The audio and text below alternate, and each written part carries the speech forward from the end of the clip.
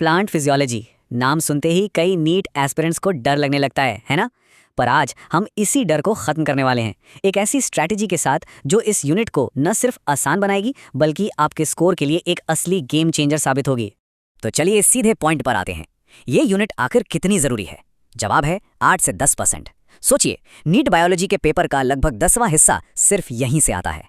इसे हल्के में लेना मतलब एक बहुत बड़ी गलती करना। और देखिए, माई स्टडी कार्ड की ये बात बिल्कुल 100% सही है। इस यूनिट पर पकड़ बनाने का मतलब सिर्फ सिलेबस पूरा करना नहीं है। ये एक स्मार्ट मूव है, एक स्ट्रेटेजिक मूव जो आपकी रैंक तय कर सकता है। ये उन चंद सवालों को सही करने की बात है जो आपको हजारों एस्पिरेंट्स से आगे ले जा सकते हैं। तो ये जो 8 से 10% का आंकड़ा है, ये सिर्फ एक नंबर नहीं है। असल में एग्जाम हॉल में इसका मतलब क्या होता है, ये कितने सवालों के बराबर है, और सबसे ज़रूरी बात, इसे ध्यान में रखकर आपकी तैयारी की स्ट्रैटेजी कैसी बदलनी चाहिए। चलिए थोड़ा और गहरा उतरते हैं इसमें।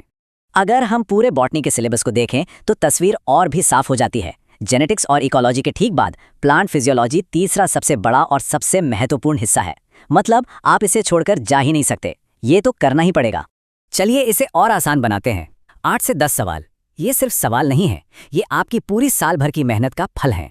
ये वो सवाल हैं जो तय कर सकते हैं कि आपको अपना ड्रीम मेडिकल कॉलेज मिलेगा या नहीं।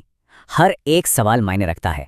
तो ठीक है, अब जब हम जानते हैं कि ये कितना ज़रूरी है तो सीधे उन टॉपिक्स पर आते हैं जो एग्जामिनर्स के फेवरेट हैं। देखिए, स्मार्ट स्टडी का मतलब सब कुछ पढ़ना नहीं होता, बल्कि ये जानना होता है कि कहाँ से सबसे ज़्यादा सवाल आते हैं।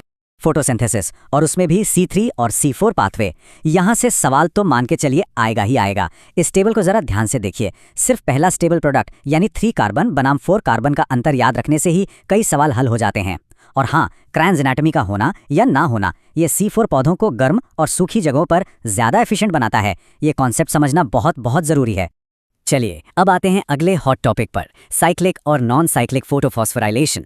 यहाँ से भी अक्सर सवाल पूछे जाते हैं। आपको बस मेन अंतर याद रखना है। नॉन साइक्लिक में दोनों फोटो सिस्टम मतलब PSI और PS2 काम करते हैं और एनर्जी की 2 करेंसी बनती हैं, ATP और NADPH। जबकि साइक्लिक में सिर्फ PSI काम करता है और केवल ATP बनता है। बस इतना ही। अब बात करते हैं प्लांट ग्रोथ रेगुलेटर्स यानी PGRs की। यहाँ से ना सीधे एप्लीकेशन बेस्ड सवाल उठते हैं। जैसे नीट में पूछ लिया जाता है, एक माली को कटिंग से नया पौधा उगाना है, वो कौन सा हार्मोन इस्तेमाल करेगा? जवाब, जैसा कि आप देख सकते हैं, ऑक्सिन है। क्यों? क्योंकि ये जड़ों के ग्रोथ को प्रमोट करता है। बस इसी तरह के प्रैक्टिकल सवालों के लिए तैयार रहिए। तो अब तक हमने देखा कि क्या पढ़ना है, अब बात करते हैं कैसे पढ़ना है, क्योंकि सही टेक्निक आपकी तैयारी में जमीन आसमान का फर्क ला सकती है। ये पांचों plant growth regulators, ऑक्जेंस, gibberellins, cytokinins, ethylene और एब्सिसिक एसिड को याद रखना थोड़ा मुश्किल हो सकता है। यहीं पर काम आते हैं मेमोनिक्स। ऑल गुड चिल्ड्रन ईट एप्पल्स जैसा एक सिंपल सा वाक्य भी आपको एग्जाम प्रेशर में इन्हें याद रखने में मदद कर सकता है। ये छोटी ट्रिक्स ही तो हैं जो आपको दूसरों से आगे रखती हैं। और ये टेक्निक सिर्फ PGRs तक ही सीमित नहीं है।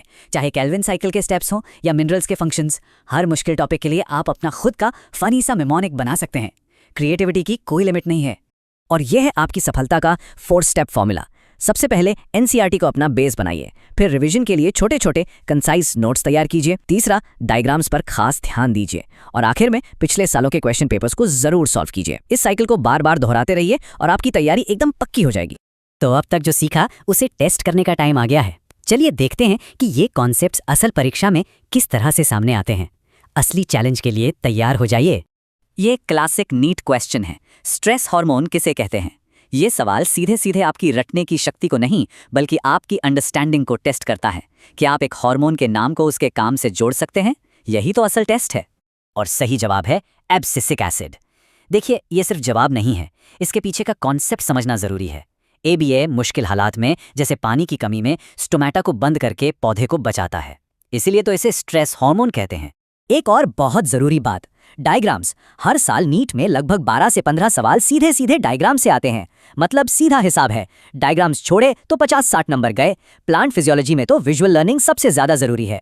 और आपका फोकस कहाँ होना चाहिए? सिर्फ और सिर्फ NCERT के डायग्राम्स पर। क्लोरोप्लास्ट का स्ट्रक्चर हो, केल्विन साइकिल हो, या फिर स्टोमेटा का खुलना बंद होना, एक लेबल, एक प्रोसेस आपके दिमाग में छप जाना चाहिए। चलिए अब इन सभी बातों को एक साथ जोड़ते हैं और बनाते हैं एक फाइनल एक्शन पैक्ड स्ट्रैटेजी। ये आपकी तैयारी का ब्लूप्रिंट है। यह है अंतिम गुरु मंत्र। सरकार जी की इस बात को गांठ बांध लीजिए। अगर बायोलॉजी में 340 से ज़्यादा स्कोर करना है तो एनसीईआरटी आपकी होली बुक है और पिछले सालों के पेपर्स आपके सबसे बड़े हथियार, और कुछ नहीं।